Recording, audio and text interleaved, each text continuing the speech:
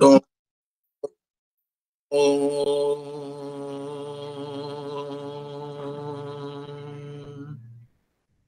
ब्रह्मा गुरुर्विष्णु गुरुर्देवो महेश्वरः गुरु साक्षात् परब्रह्म तस्मै श्री गुरवे नमः। नमस्कारं मास्टर। ज्ञानानन्दमयं देवं निर्मलस्फटिकाकृतिम् आधारं सर्वविद्यानां हयग्रीवमुपास्महे। हयग्रीव हयग्रीव हयग्रीवेति यो वदेत् तस्य निस्सरते वाणी यन्नुकन्या प्रवाहवत्। ओम शांति शांति शांति। पार्थाय प्रतिबोधितां भगवता नारायणेन स्वयं व्यासेन ग्रथितां पुराणमुनिनां मध्ये महाभारतम् अद्वैतामृतवर्षिणीं भगवतीम् अष्टादशाध्यायिनीम् अम्ब त्वामनुसन्ततामि भगवद्गीते भवद्वेषिणीम्। అందరికీ నమస్కారం. మనం 16వ అధ్యాయం దైవాసుర సంపత్ విభాగ యోగం మనం చెప్పుకుంటున్నాం. చాలా ముఖ్యమైనటువంటి చాప్టర్లలో ఇది ఒకటి.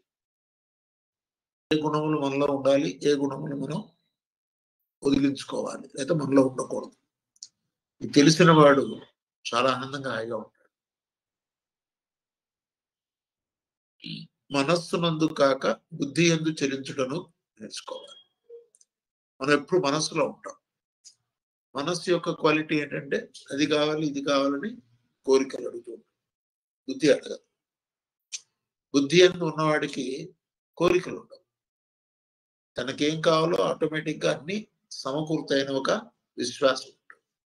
తాను నమ్మిన దైవము లేదా గురువు తనకన్నీ సమకూరుస్తారని బుద్ధిజీవుడికి తెలిసి ఉంటుంది. బుద్ధి యందు ఉన్నవాడికి.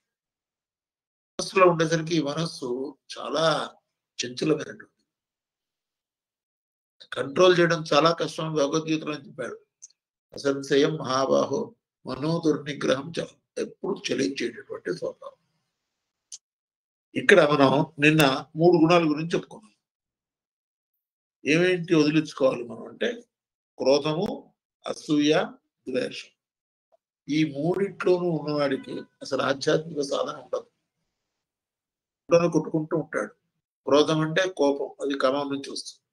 కామం తీరకపోతే క్రోధం అని చెప్పుకున్నాను. అసూయ, వేరే వాళ్ళకుంటే చూసి అసూయపడు. తర్వాత లోభం, తనకున్నది పోతుందేమో అని ఒక భయం, దాని లోభం. సాధారణమైనటువంటి జీవులు ఎవరైనా సరే ఈ 3 గుణాలతోనే ఉంటారు. కామం ఉంది ఎక్స్ట్రా ఆఫ్ కోర్స్.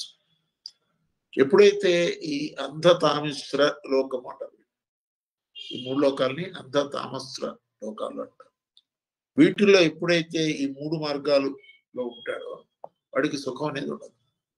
ఈ 3 మార్గంలో వదలనే కానీ మానవుడు సుఖపడుట అననేమో తెలియలేడు. సుఖం అనేది ఒక్కొక్కరు ఒక డెఫినేషన్ ఇచ్చుకుంటుంటారు.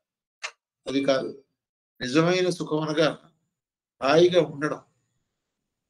దానికి దేంతోనూ సంబంధం లేనటువంటి స్థితి. అది ఎప్పుడు సాధ్యమవుతుందంటే ఈ క్రోధము, అసూయ, ద్వేషం, ఈ 3 గుణములు వదిలిన వాడికి మాత్రమే నిజమైనటువంటి సుఖం అంటే ఏంటో తెలుస్తుంది.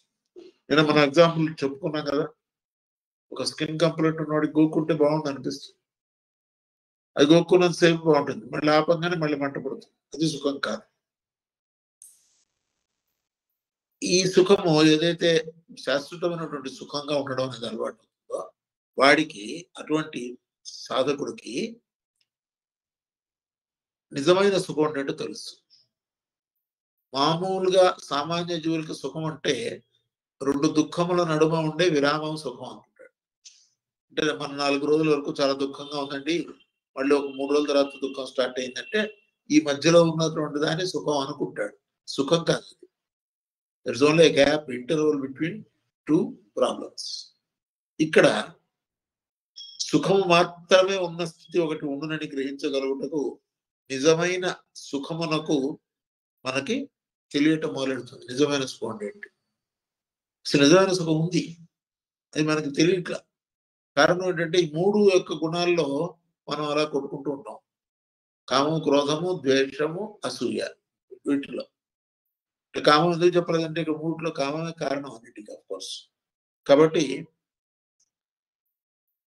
నిజమైనటువంటి సుఖమును మనం చూడాలి. అబ్జర్వ్ చేయాలి. నిజమైన సుఖం కావాలి, అంతరము లేని సుఖం కావాలి అంటే తాను అను చూపును ఉపయోగించుకోవాలి. తాను గురించి ఇంతకుముందు చాలాసేపు చెప్పుకున్నాము. తాను అంటే లోపల ఉన్నటువంటి పరమాత్మ స్వరూపం. ఆ తాను అని చూపును వినియోగించుకున్న వాడికే నిజమైనటువంటి సుఖం అంటే తెలుస్తుంది. అంటే తనలోనికి తాను చూచుట. మనం ఎంతసేపటికి బయట చూస్తున్నాం సుఖం కోసం. ఓ ఐస్ క్రీమ్ తింటే సుఖమా, లేకపోతే ఓ సినిమా చూస్తే సుఖమా, ఇటు అడుగుతూ వెళ్తూ ఉంటాం. అది సుఖం కాదు. ఎందుకంటే ఆ సుఖము కొంచెంసేపు మాత్రమే ఉంటుంది. ఇక్కడ శ్రీకృష్ణుడు ఏం చెప్తున్నారు, భగవానుడు ఏం చెప్తున్నాడంటే తన కోరికలుగా, కోపతాపములుగా, మదమాత్సర్యములుగా చెదిరిపోయిన తన ప్రజ్ఞను, మన ప్రజ్ఞ ఇన్ని రకాలుగా చెదిరిపోయింది. ఏంటిట? కోరికలు, విపరీతమైన కోరికలు. కోరికల తర్వాత కోపతాపం. కోరికలు తిరగపోయేసరికి కోపతాపాలు వస్తాయి. తర్వాత ఇంకా కోరిక తీరిన తర్వాత మదమాత్సర్యాలు వస్తాయి. ఈ రకాలుగా మన ప్రజ్ఞ విడిపోయింది, ముక్కలు ముక్కలు అయిపోయింది. అట్లా ఉన్నవాడికి సుఖం అనేది ఉండదు. ఇక్కడ ఏం చెప్తున్నారు, ఇక్కడ ఇట్లా విడిపోయినటువంటి తన ప్రజ్ఞను కూడగట్టు ప్రయత్నము ప్రారంభించిన రోజు నుండి తనకేది నిజముగా శ్రేయస్సును కలిగించునో తెలియుట ప్రారంభమగును. ఈ అన్ని రకాలుగా విడిపోయినటువంటి ప్రజ్ఞని ఒక చోట కూడగట్టుకొని తెచ్చుకుంటే ఆ రోజు నుంచి మనకు నిజంగా ఏది శ్రేయము, ఏది మనకి శ్రేయస్సును కలిగిస్తుందో తెలుస్తుంది.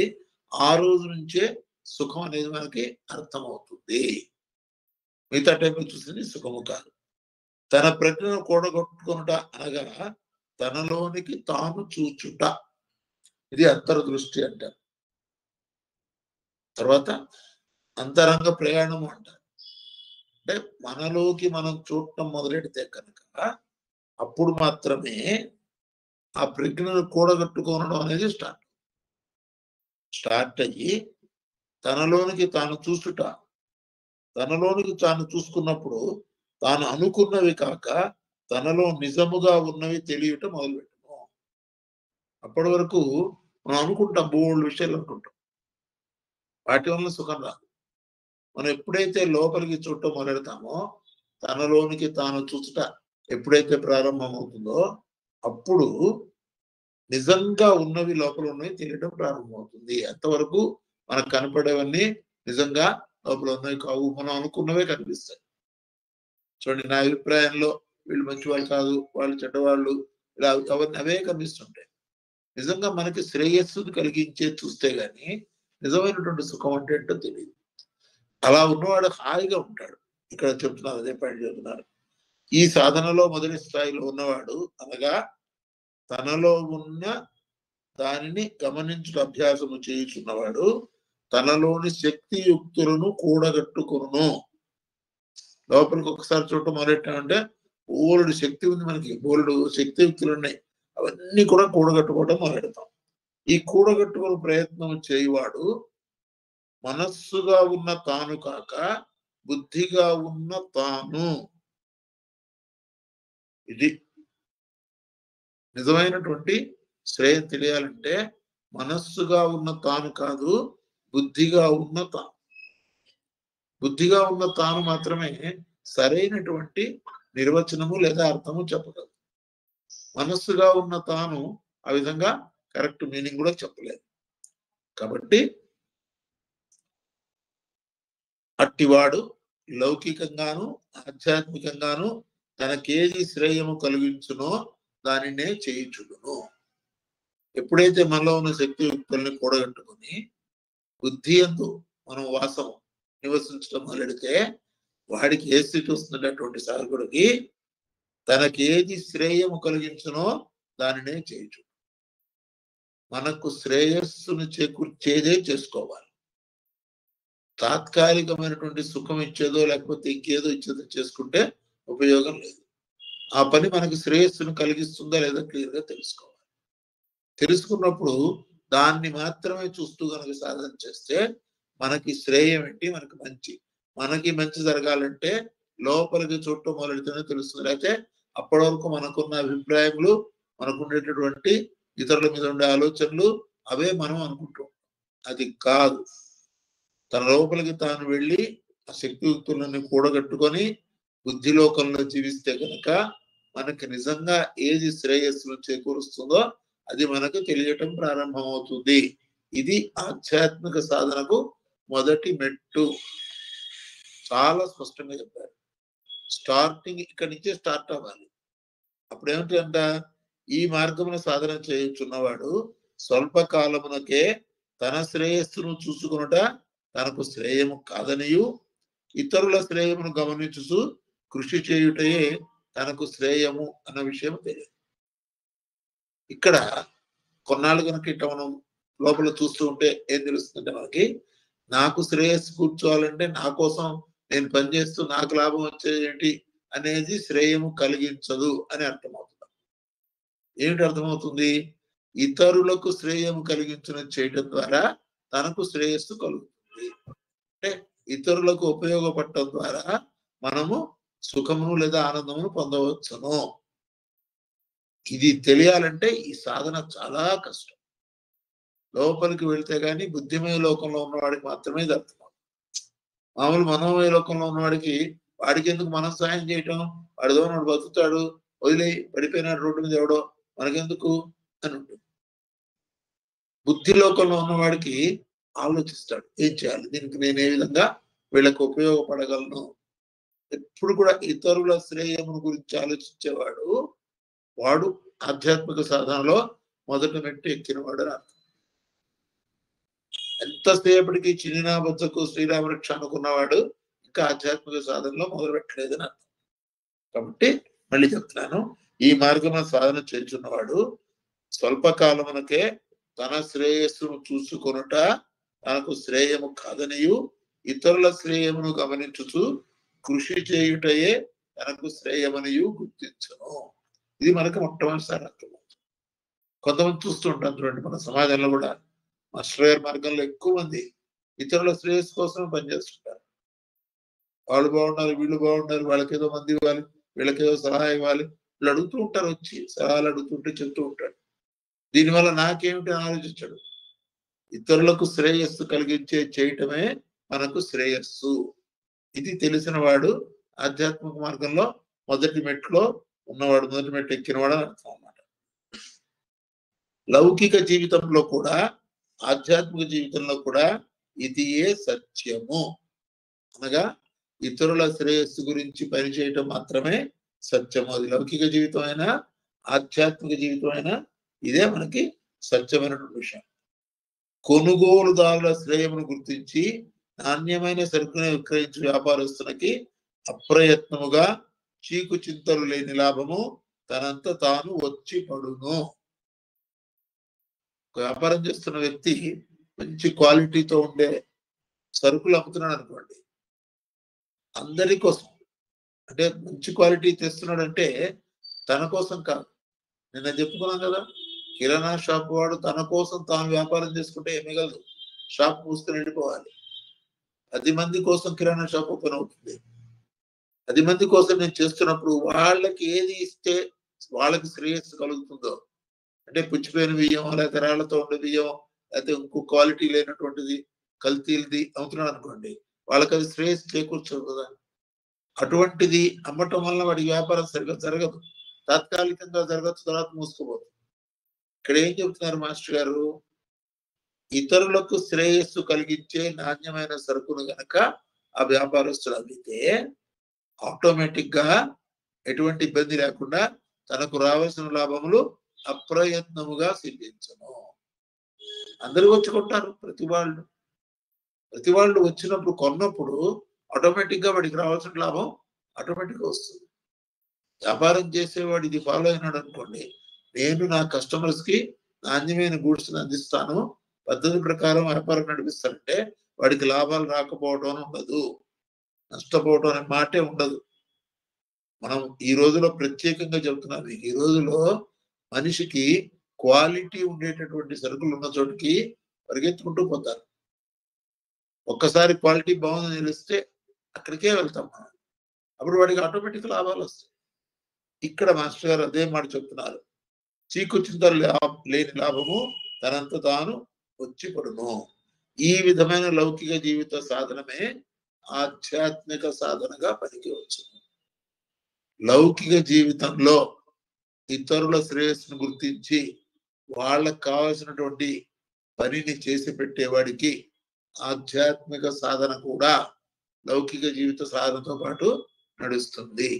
ప్రత్యేకంగా ఆధ్యాత్మిక సాధన అని చెప్పేసి అట్లా ముక్కు మూసుకొనో లేకపోతే సంసారాన్ని వదిలేసో అడవిలోకి వెళ్ళో తపస్సు చేసుకుంటానంటే అది సాధన కాదు. సంసారంలో ఉంటూ 10 మందికి పనికొచ్చే పనిని చేయటం మొదలెడితే అది నిజమైనటువంటి ఆధ్యాత్మిక సాధన అవుతుంది. అంటే ప్రత్యేకంగా ఆధ్యాత్మిక సాధన అని కూడా కాదు. మనం చేసే లౌకిక జీవితంలో నాణ్యమైనటువంటి మనం జీవితాన్ని గడుపుకుంటే కనుక ఆటోమేటిక్ గా ఆధ్యాత్మిక సాధన కూడా అదే పనికి వస్తుంది. లౌకిక జీవితంతో సంబంధం లేని ఆధ్యాత్మిక సాధన గాలిలో మేడలు కట్టుట వంటిది. గుర్తుపెట్టుకోండి, ఆధ్యాత్మిక సాధన అంటే లౌకిక జీవితం సాధనతో ఉన్నదే, ముడిపెట్టుకుని ఉన్నదే. కేవలము అడవికి వెళ్ళి తపస్సు చేస్తే మాస్టర్ గారు చెప్పారు, ఏ పులో సింహం వచ్చినోడు ఖర్చుకుపోతుందని చెప్పారు. లౌకిక జీవితంతో సంబంధం లేని ఆధ్యాత్మిక సాధన కాదు. అది గాల్లో మేడలు కట్టుకుంటే, గాల్లో మేడలు కడితే ఏమంటే ఉంటాయి, ఉండవు. సాధన క్రమముగా ఇతరులలోని దయ, ప్రేమ, సేవ మొన్నగో భావములను ప్రేరేపించి వారిని కూడా పవిత్రులనర్చును. అద్భుతమైన వాక్యం. మనం ఎప్పుడైతే ఇతరులకి శ్రేయస్సు కోరుతూ చేస్తామో, ఏ సాధకుడైతే 10 మందికి పనికి వచ్చేటటువంటి పని చేస్తూ 10 మంది కోసం తాను జీవిస్తూ ఉంటాడో అతని ద్వారా ఏం చెప్పారు మాస్టర్ గారు? ఇతరులలోని దయ, ప్రేమ, సేవ మొన్నగు భావనను ప్రేరేపించి వారిని కూడా పవిత్రులను అనొచ్చును. వీడెప్పుడైతే 10 మందికి సేవ చేస్తూ 10 మందిని దయతో చూస్తూ 10 మందికి కనుక ఉపయోగపడుతూ ఉంటే, ఎవరైతే ఉపయోగం పొందారో వాళ్ళల్లో కూడా ఇవే భావాలు వస్తాయి. అది ఇక్కడ స్పష్టంగా చెప్పారు. అంటే మనం ఇతరులకి ఏం నేర్పించక్కర్లా, మనం చేస్తూ ఉంటే మన చుట్టూ ఉన్న వాళ్ళు ఆటోమేటిక్ గా వీటిని ఫాలో అవుతారు. వాడికి కూడా తెలియకుండానే. మాస్టర్ గారి మార్గంలో మనందరం హోమియోపతి సర్వీస్ చేస్తున్నప్పుడు హోమియోపతి సర్వీస్ చేస్తున్న పరిస్థితి చూస్తే మిగతా చాలా మంది మనతో జాయిన్ అవుతారు. హోమియోపతి క్లాసులు చదువుతుంటే, నేను హోమియోపతి మందులు ఇస్తుంటే ఎంతో మంది జాయిన్ అయ్యారు. ఎందుకంటే వాళ్ళలో కూడా ఆ స్ఫూర్తి కలుగుతుంది, వాళ్ళను కూడా పవిత్రులుగా మారుస్తుంది. ఇది చాలా స్పష్టమైనటువంటి విషయం. ఎందుకంటే మనలో ఉండే దయ, ప్రేమ, సేవ చూసి వాళ్ళు కూడా మేము కూడా ఎందుకు ఇట్లా ఉండకూడదు అనుకుంటారు. అనుకొని సేవ చేయడం మొదలెడతారు, ప్రేమ చూపిస్తారు.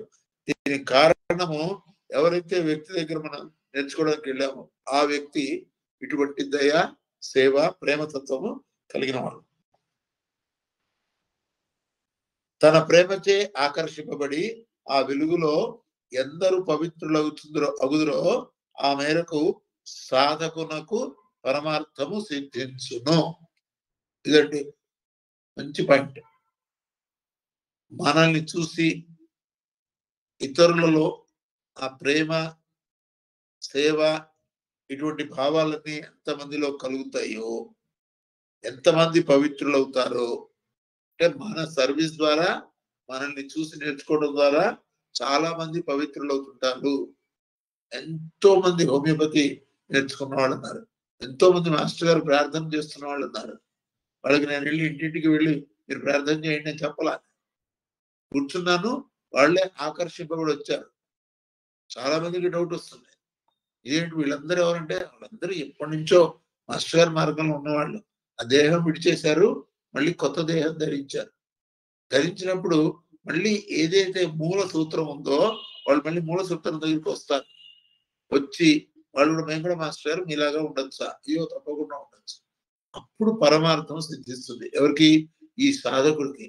ఎవరైతే వీళ్ళందరినీ మంచి మార్గంలో తిప్పారో ఆ సాధకుడికి పరమార్థం ఎప్పుడు సిద్ధిస్తుందంటే ఆ వెలుగులో ఎందరు పవిత్రులగుదురో, ఎంతమందిని పవిత్రులను చేస్తామో ఆ మేరకు సాధకునికి పరమార్థము సిద్ధించును.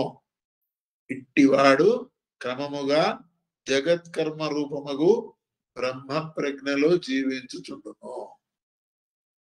ఒక్కసారి ఈ సాధకుడు తన ద్వారా అనేక మందిని పవిత్రులను చేస్తూ వాళ్ళందరూ కూడా ఈ మార్గంలోకి బాగుందని ఆకర్షింపబడినప్పుడు దాని ప్రకారము ఈ వ్యక్తి సాధకుడు ఎవరైతే ఉన్నాడో జగత్కర్మ రూపమైనటువంటి బ్రహ్మ ప్రజ్ఞలో జీవించుచుండును. బ్రహ్మ ప్రజ్ఞ అంటే ఇందాక చెప్పా కదా, ఏదో అట్లా ముక్కు మూసుకొని కూర్చోవడం కాదు. సేవా భావము లోపలికి వచ్చి దయా సేవ అన్ని వచ్చేస్తాయి వాళ్ళలో. అప్పుడు అటువంటి సాధకుడు ఎట్లా ఉంటాడంటే జగత్కర్మ రూపముగు బ్రహ్మ ప్రజ్ఞలో జీవించును. ఆ జగత్కర్మ రూపమైనటువంటి మొత్తం ప్రపంచం అంతా కూడా వాడిదే కదా. అటువంటి బ్రహ్మ ప్రజ్ఞలో ఉంటాడు. దీన్నే బ్రహ్మచారి అంటే ఎవరంటే మాస్టర్ గారు చెప్పారు, పెళ్లి కానివాడు బ్రహ్మచారి అనుకుంటారు, అది కాదు. బ్రహ్మయందు చరించువాడు బ్రహ్మచారి అని చెప్పారు. అందుకే కృష్ణుడికి అష్టోత్తరంలో అనాది బ్రహ్మచారీచ కృష్ణా వ్యసన కృషక, ఆయన అనాది బ్రహ్మచారిట. 16,000 మంది గోపికలు, 8 మంది భార్యలు, ఇంతమంది ఉండే ఆయన బ్రహ్మచారి ఏమిటండి అంటే ఆయన ఎప్పుడు బ్రహ్మమునందే చరించేవాడు, ఎప్పుడు దివ్య ప్రజ్ఞలో ఉండేవాడు. వాళ్ళని బ్రహ్మచారులు అంటారు. అంటే బ్రహ్మయందు బ్రహ్మ ప్రజ్ఞలో ఉండాలి అంటే ఈ విధంగా మనం సాధన మొదలెడితే కనుక జగత్కర్మ రూపమైనటువంటి బ్రహ్మ ప్రజ్ఞ, ఆ బ్రహ్మ ప్రజ్ఞ ఏ రూపంలో ఉంటుంది? జగత్ కర్మ రూపంలో ఉంటుంది. అందుకే నిజమైన సాధకుడు కర్మను ఎప్పుడు ఆపడు, చేసుకుంటూనే పోతాడు. ఓపికన్నా లేకపోయినా చాతైనంతలో పని చేసుకుంటూ పోతాడు. ఎందుకంటే కర్మ మాత్రమే మనల్ని ఉద్ధరించగలదు. కర్మ తప్పకుండా చేయాలి, ప్రతి ఒక్కళ్ళు చేయాల్సిందే. ఈ సృష్టి మొత్తము పరస్పరత్వముపై ఆధారపడి ఉన్నది. ఇది చాలా ముఖ్యమైన విషయం అని తెలుసుకోవాల్సిన విషయం. మాస్టర్ గారు చెప్పారు, are we dependent or independent? ఒకళ్ళు అడిగారు, మాస్టర్ గారు మేము డిపెండెంటా ఇండిపెండెంటా? డిపెండెంటా కాదా అంటే డిపెండెంటే చెప్పాలి. ఇండిపెండెంటే కదా, మనం ఒకరి మీద ఆధారపడలేము, మనతో బతుకుతున్నాం కదా. ఇదేంటి మళ్ళీ డిపెండెంట్ అని చెప్పారు ఏమిటి? ఇండిపెండెంట్ కదా అంటే మాస్టర్ గారు చెప్పారు, you are neither dependent Nar independent, you are inter dependent అని చెప్పారు. మనం ప్రకృతి మీద ఆధారపడ్డాం, ప్రకృతి మన మీద ఆధారపడింది. ఒక మొక్క మన మీద ఆధారపడింది, మనం మొక్క మీద ఆధారపడ్డాం. ఒక కాయ అది ఇస్తుంది తినడానికి, మన కాయగూరలు ఇస్తుంది, అది మన మీద ఆధారపడింది. ఎందుకంటే వర్షం లేనప్పుడు మనం నీళ్లు పోస్తున్నాం. ఇదేంటి? పరస్పరత్వం అంటారు, మ్యూచువల్ హెల్ప్ అంటారు. ఈ పరస్పరత్వం ఉన్న చోట అన్ని పనులు సక్రమంగా జరుగుతూ ఉంటాయి. అందుకే ఏ ఒక్క వ్యక్తి మొత్తం పని చేయలేడు. ఇక్కడ సృష్టి మొత్తం కూడా పరస్పరత్వముపై ఆధారపడి ఉన్నది. ఒక అంశంతో పరస్పర సహకారం లేక మరి ఒక అంశమునకు అస్తిత్వము లేదు. ఏ ఒక్క అంశము కూడా ఇంకొక దాని మీద ఆధారపడి ఉన్నదే. అది దీని మీద ఆధారపడి దాని మీద ఆధారపడింది. అవి లేకుండా అసలు మనకి అస్తిత్వమే లేదు. నేను 1 రామలింగం అండి, నేను ఒక్కడిని అంటే వాడు అసలు అస్తిత్వమే లేదు. కాబట్టి మనకు అహంకారం అక్కర్లా, అంతా నేనే చేస్తున్నాను అహంకారం అక్కర్లా. మన ద్వారా చేయబడుతున్నది. సృష్టిలో ఉన్నటువంటి ప్రతి శక్తి కూడా మనకు సహాయం చేస్తాం. దానివల్ల మనం చేయగలుగుతున్నాం, లేకపోతే చేయలేదు. కాబట్టి ఇక్కడ ఏం చెప్తున్నారు? సృష్టి మొత్తం పరస్పరత్వంపై ఆధారపడుతున్నది. ఒక అంశముతో పరస్పర సహకారము లేక మరి ఒక అంశమునకు అస్తిత్వము లేదు. సర్వ జీవరాశులను ఈ సత్యమునే అనంగా వర్ణింపవచ్చును. అన్ని జీవరాశులు కూడా ఈ మ్యూచువల్ హెల్ప్ అనేది, మ్యూచువల్ ఇంటర్ డిపెండెన్స్ అనేది ప్రతి దాంట్లో ఒక ఆవును మనం పెంచుతున్నాం అంటే ఆవు గడ్డి పెడితేనే మనకు పాలిస్తుంది. అంటే మన మీద ఆధారపడింది, మనం దాని మీద ఆధారపడ్డాం. ఇలా పరస్పరత్వం అనేది ఉంది. దీన్ని మనం సృష్టిలో ఉన్నటువంటి సర్వ జీవరాశుల్లోనూ ఈ అంశాన్ని మనం సత్యాన్ని తెలుసుకోవచ్చు. ఈ పరస్పరత్వమునే వేదము అన్నారు పెద్దలు. వేదము ఏదంటే 4 పుస్తకాలు, ఋగ్వేదం, యజుర్వేదం, సామవేదం, అది కూడా వేదమే. కానీ ఈ ఇంటర్ డిపెండెన్స్ అనే దాన్నే వేదము అన్నారు. వేదం అంటే ఇంకో అర్థం విద్ అంటే తెలుసుకునుట, విద్వాంసుడు తెలిసినవాడు. విద్ నుంచి వచ్చిన ధాతువు నుంచి వచ్చిందే విద్య. ఈ వేదము అనేది విద్ అనేటువంటి ధాతువు నుంచి వచ్చింది. కాబట్టి ఈ సత్యమును, ఈ పరస్పరత్వమునే వేదము అంటారు. దీనిని తెలియచేయునదే శాస్త్రము. వేదం మనకి ఎట్లా తెలుస్తుందంటే శాస్త్రం ద్వారా తెలుస్తుంది. ఇక్కడ శాస్త్రం లేదు, ఏం లేదు, అంతా ఉత్తదేనండి, అంతా వేస్ట్ అని అనేవాళ్ళు ఉంటారు. అలా కాదు. శాస్త్రం తెలిస్తేనే ముందుకు వెళ్తాము. వేదము శాస్త్రాన్ని తెలుపుతుంది. దీని యందు చూపు కలిగిన వారిని ద్రష్టలు లేక ఋషులు అంటారు. ఈ వేదమునందు చూపు కలిగిన వాళ్ళని ద్రష్టలు, విజనరీస్ లేదా ఋషులు అంటారు.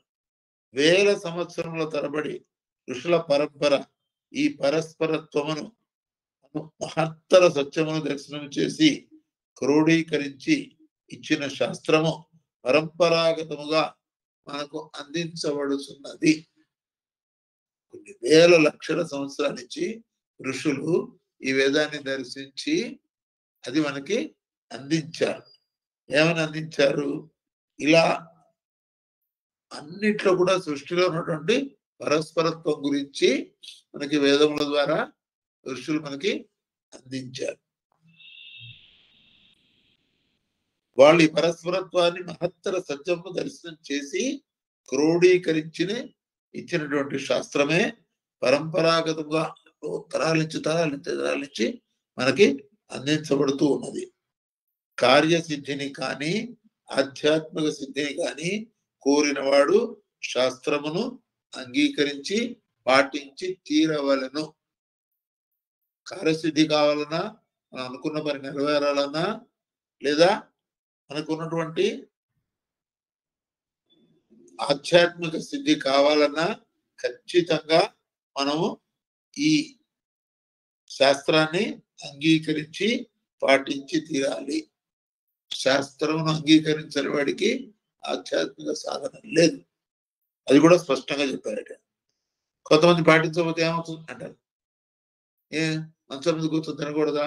ఏం తింటే శాస్త్రంలో తినద్దని చెప్పారు కాబట్టి తినకూడదు, అంతే. ఏమవుతుంది అని అడిగితే ఇక్కడ శాస్త్రాన్ని తెలుసుకుంటే మనకి అర్థమవుతుంది. విద్యుత్తులకు సంబంధించిన శాస్త్రమును తెలియకుండా అవకతవకగా విద్యుత్ వైర్లు మనం కనెక్ట్ చేసినప్పుడు షార్ట్ సర్క్యూట్ అయ్యి మొత్తం పేలిపోతుంది. శాస్త్రమును తెలిసిన వాడు మాత్రమే ఎలక్ట్రికల్ పని చేయగలడు, ఎలక్ట్రికల్ శాస్త్రం చదువుకున్నవాడు. మనం కూడా ఈ ఆధ్యాత్మిక సాధనలో శాస్త్రాన్ని చదువుకొని చేస్తేనే కరెక్ట్ గా కనెక్షన్లు అయ్యి అది ప్రమాదం జరగకుండా ఉంటుంది. లేకపోతే ప్రమాదం జరుగుతుంది. విద్యుత్తు అనబడి మహాశక్తి యొక్క వినియోగము ఒకవేళ షార్ట్ సర్క్యూట్ జరిగితే ఆఫ్ అయిపోతుంది, లేదా ఉండదు అక్కడ.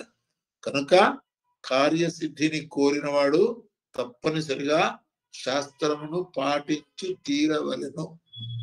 మీరు అనుకున్న కార్యాన్ని సాధించాలని మీరు అనుకుంటే కనుక ఖచ్చితంగా శాస్త్రం తెలుసుకొని శాస్త్రాన్ని పాటించి తీరవలెను. ఈ పాటించి తీరుతున్న సమయంలో ఎవడో ఒకడు వస్తాడు. ఏమంటాడు? ఇంతవరకు శాస్త్రం లేని కొత్త విధానం అవలంబించి ఉత్తమ కార్యసిద్ధిని పొందవచ్చు అని చెప్తారు. అతడు కూడా అంతవరకు ఉన్న శాస్త్రమును క్షుణ్ణముగా అభ్యసించి దానిపై మరొక మెట్టు ఎక్కగలుగునే కానీ అతను కూడా శాస్త్రమును వదిలినవాడు కాదు. దాంట్లో ఉండే మెలకువలు కొంచెం జాగ్రత్తగా చెప్తారు, కానీ ఆయన కూడా శాస్త్రాన్ని వదిలి చేసే సమస్య లేదు. కనుక ఏదో ఒక కోరిక మనసులో ఉంచుకొని దానికై వేగిరపడిన వాడు శాస్త్రమును గ్రహించుటకు ఓర్పును కోల్పోవును. ఏదో మనసులో తీవ్రమైన కోరిక ఉంటుంది, కోరిక తీర్చుకోవాలి, అందుకు అన్నం ఆకలిస్తుంది, తొందర తినేయాలి, శుచిగా ఉందా శుభ్రంగా ఉందా చెగుడుకున్నావా కాళ్ళు కడుక్కున్నవాడు ఏం తెలియదు, ముందు తినేసేయాలి. అక్కడ శాస్త్రాన్ని వాడు ఆచరించేటటువంటి ఇది ఉండదు, కాబట్టి ఓర్పు ఉండదు. గ్రహించినను ఫలితమునందు ఆతురతయే తప్ప కార్యసాధన విధానమునందు శ్రద్ధ లేని వాడవును. ఇట్లా ఒకవేళ చేస్తున్నవాడు ఫలితం మీద దృష్టి ఉంటుంది. ఇప్పుడు అన్నం తినాలి, గోగోవా ఆకలి తీరిపోవాలి, అందువల్ల ఇట్లా చేయొచ్చా అట్లా చేయకూడదా అసలు వాడికి ఆ దృష్టి ఉండదన్నమాట. వాడు ఆలోచించడు, అసలు శాస్త్రాన్ని తెలుసుకోవాలి, శాస్త్రాన్ని బాగా చదువుకోవాలి, చదువుకున్న తర్వాత మనం అర్థం చేసుకోవాలి. శాస్త్రంలో ఎందుకు ఇలా రాశారు అన్ని కూడా పెద్దలు ఋషులు రాసినని చెప్పారు మాస్టర్. వాళ్ళకి అన్ని తెలుసు.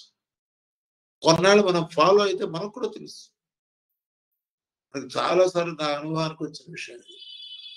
కొన్ని పదాలు మనకి ఇంతకుముందు ఎప్పుడు నేను వినని పదాలు కూడా చెబుతుంటే వస్తున్నాయి అర్థాలు. శాస్త్రాన్ని ఫాలో అవుతున్నాయి, ఫాలో అయితే ఆటోమేటిక్గా ఇది విప్పాలకుంటుంది, మనకి కనిపిస్తుంది.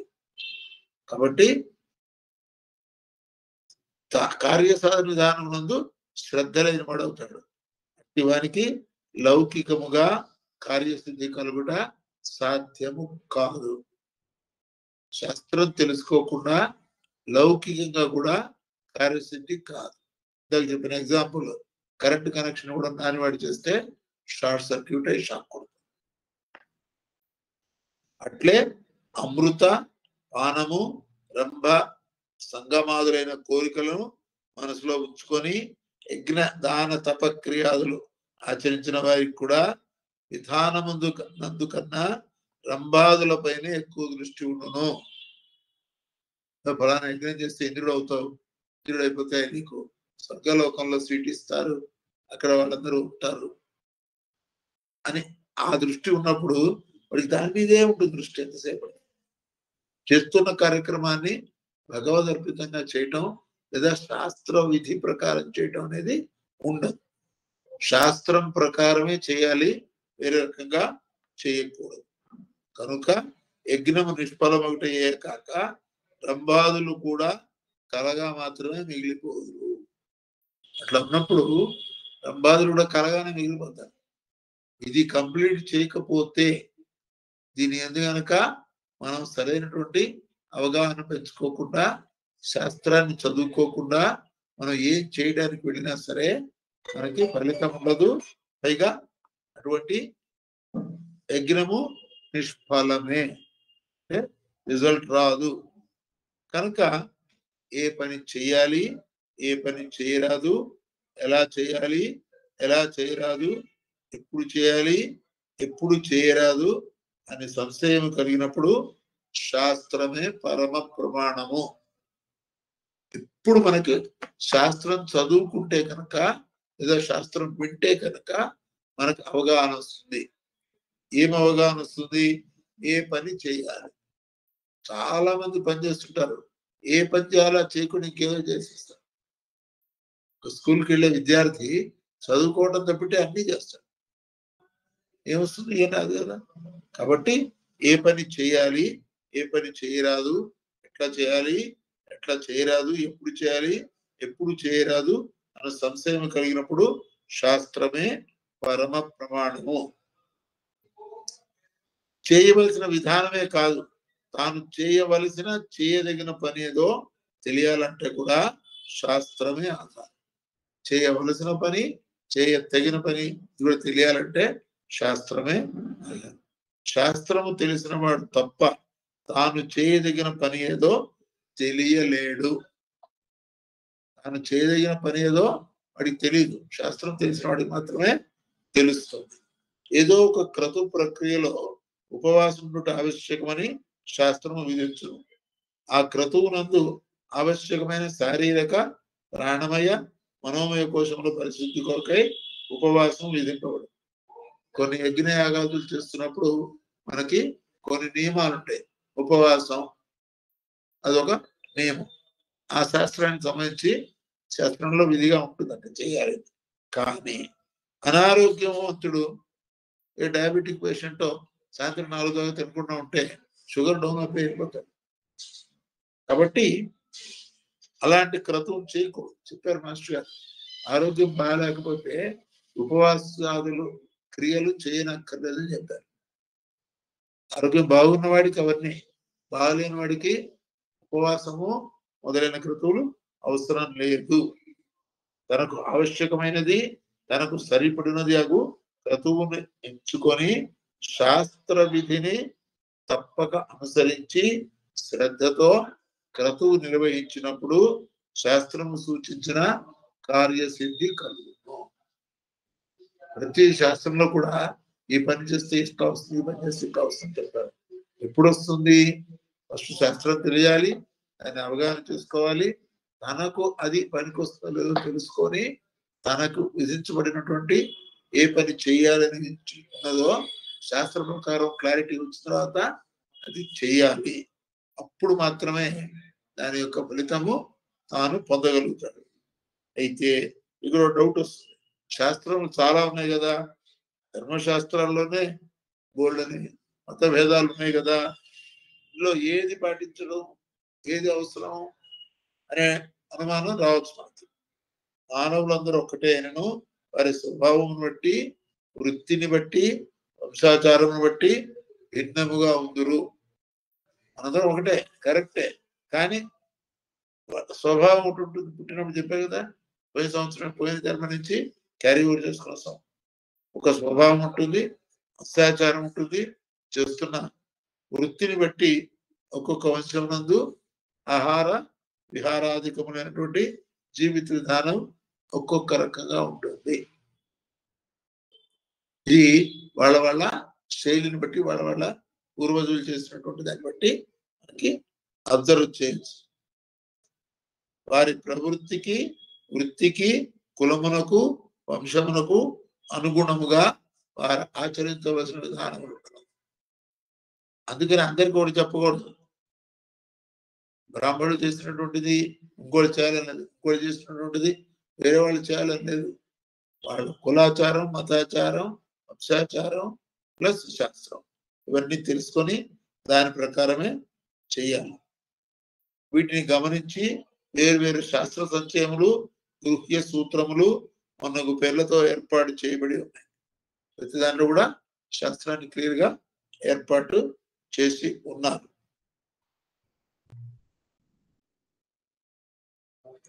కాలక్రమమున కొందరు వ్యక్తుల ఇష్టాయిష్టములు ఆచారముల పేరిట ఇందులో దూరిపోతుంటాయి. కొన్ని ఎవరో వస్తారు, వాడికి ఏదో బాగుంటుంది, అది దూరి చేస్తాడు, అదే ట్రెడిషన్ గా, అదే శాస్త్రంగా తయారు చేస్తాడు. నిజమైన అట్టి అనావశ్యకమైన నిబంధనలు తొలగించి నిజమైన శాస్త్ర విధానం ప్రసాదించు కుల గురువులు కొంతకాలం ఒక మారు పుట్టి సరి చేసి పోతున్నారు. ఇట్లా బాగా తేడాలు వస్తే కనుక వెంటనే గురువు గారు వస్తారు, వాళ్ళు ఇది కాదు నేను ఇట్లా చేయకూడదు, ఇట్లా చేయాలని చెప్తారు. కాబట్టి వస్తూ ఉంటుంది పరంపరాగతంగా. గురువులు కూడా కుల గురువులు వచ్చి వాళ్ళ కులాచారంలో ఏదైనా కొంతమంది మధ్యలో కూడా చూస్తాడు కొన్ని విషయాలు, అవి కాదని తీసేసి వాళ్ళు సరిచేసి వెళ్తుంటారు. ఈ విధముగా మరలా సంస్కరించబడుతున్న శాస్త్ర విధానాన్ని అనుసరించాలి. కానీ ఎవరు ఇష్టం వచ్చినట్లు వాడు శాస్త్రమును మార్చి అన్వయించుకొనరాదు. ఎప్పటి నుంచో వస్తున్నటువంటి ఒక పద్ధతి ప్రకారం చేసుకుంటూ వెళ్ళాలి, కానీ వీడు సొంతంగా శాస్త్రాన్ని అన్వయించుకొనరాదు. ఇట్లు శాస్త్రమును ఎడల సరి అయిన అవగాహన ఉన్నవాడే సత్కర్మ చేయుటకు అర్హుడు. ఇట్లా సరైనటువంటి అవగాహన ఉన్నవాడు మాత్రమే సత్కర్మ చేయడానికి అర్హత సంపాదించిన వాడు. ఇది దైవాసుల సంపద విభాగంలో 24వ శ్లోకానికి మాస్టర్ ఈకే గారు ఇచ్చినటువంటి వివరణ. ఇవాళతో ఈ అధ్యాయం కంప్లీట్ అయింది. మళ్ళీ బుధవారం నాడు ఏ అధ్యాయం చెప్పుకుందాం వద్దా? ఎందుకంటే చాలా మంది తగ్గిపోయారు. మరి ఇంట్రెస్ట్ లేదో లేకపోతే నేను సరిగ్గా చెప్పట్లేదో తెలియదు. నా కోసం నేను చెప్పుకుంటాను, మీకోసం కాదు. బట్ వచ్చే బుధవారం ఏ చాప్టర్ చదువుదాం, మళ్ళీ ఆలోచించి ఇంకో చాప్టర్ చెప్పుకుందాం. అంతవరకు సెలవు. స్వస్తి ప్రజాభ్య పరిపాలయంతాం అయేన మార్గేణ మహిషా గోబ్రాహ్మణేభ్య శుభమస్తు నిత్యం లోకా సమస్తా సుఖినో. ఎవరెవరికి ఈ క్లాసులు నచ్చినాయో వాళ్ళు టెలిగ్రామ్ యాప్ లో ఒక కామెంట్ పెట్టండి. ముందుకు వెళ్దామా వద్దా అని మీ యొక్క అభిప్రాయ ప్రకారం వెళ్దాం. Thank you very much.